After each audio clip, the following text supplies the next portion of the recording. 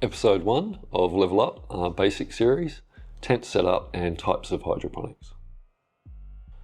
First of all, before we hit these topics, ask yourself these questions.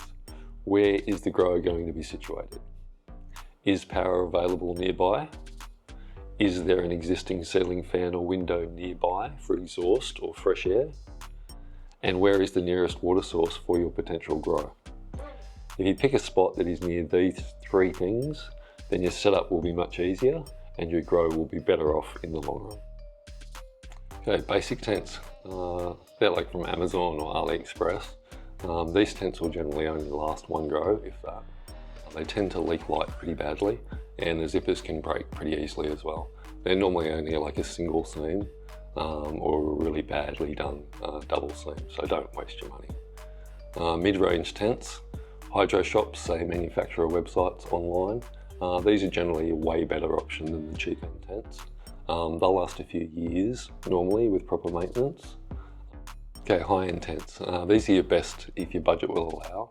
They'll have the best grade Oxford cloth. It's generally a lot thicker and have better seams and zippers. Generally double stitch, sometimes triple. Some have a flat white reflective surface, which is way better than silver. For light reflection, the silver mylar deteriorates after a while from the lights and can fall off in silver flakes into your tent or your grow, so you generally don't want that. They'll have other things like multiple exhaust inlet ducts, both up top of the tent or down the bottom or either side, giving you way more options than say some of the other tents, and a heavier grade bar system for hanging lights on and fans and carbon filters. One way you can justify, say, buying a high-end tent or that midway in between mid-range and high-end is that you can use that tent later on for something else. So if you use a small 1.2 by 1.2 meter high-end tent, you can use that for your first grow. You can dry in that as well. And then it can be used as, say, a mother plant room or a small grow room if you upgrade to another flower tent later on if you want to level up and go a little bit larger to, say, single stage tents. And we cover that in detail in the advanced section if you want to look into that. There are three options to choose generally for growing in hydroponics, which will determine which sort of pots or trays or tubs you need to go out and buy.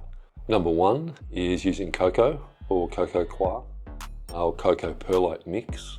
Number two, rock wool, say standalone rock wool. Which is, say, made by Grodan, that's one of the brands, or expanded clay balls, that's called Hydroton. Those types of methods are a lot more difficult to master than, say, standalone cocoa, and so we cover that in the advanced section. We'll cover cocoa in the basic. Pots can be either plastic or fabric with cocoa, but fabric will allow air into the root system, and air pruning pots also have their advantages as they allow new roots to form. As they exit into the air, they self-prune and end up regrowing. Hydro shops or online are the best place to buy these items, as you can buy the bags of say cocoa or cocoa mix you need when you're buying the bags or the pots to suit, so you know the exact amount rather than going to individual places and trying to figure out how much you need. General size recommendation for pots would probably be, say, a 19 litre or 5 gallon. Will work for, say, 1 to 4 plants in a 1.2 by 1.2. It's a basic setup. We'll cover larger sizes for Scrog, which is screen of green in the advanced series, as well as using smaller pots in trays called Sea of Green, SOG, which is my personal favourite, also in the advanced. When buying cocoa, go with a reputable brand that is also pre-buffered, as raw cocoa, the bricks, have high levels of sodium and potassium, and I wouldn't recommend going that way with your first grower. The pre-buffered cocoa has added calcium and magnesium, which is crucial for plant production with cannabis, and we'll cover that in the nutrient section. Trays are generally used under the pots or bags to collect any runoff from feeding and to not flood your tent or space.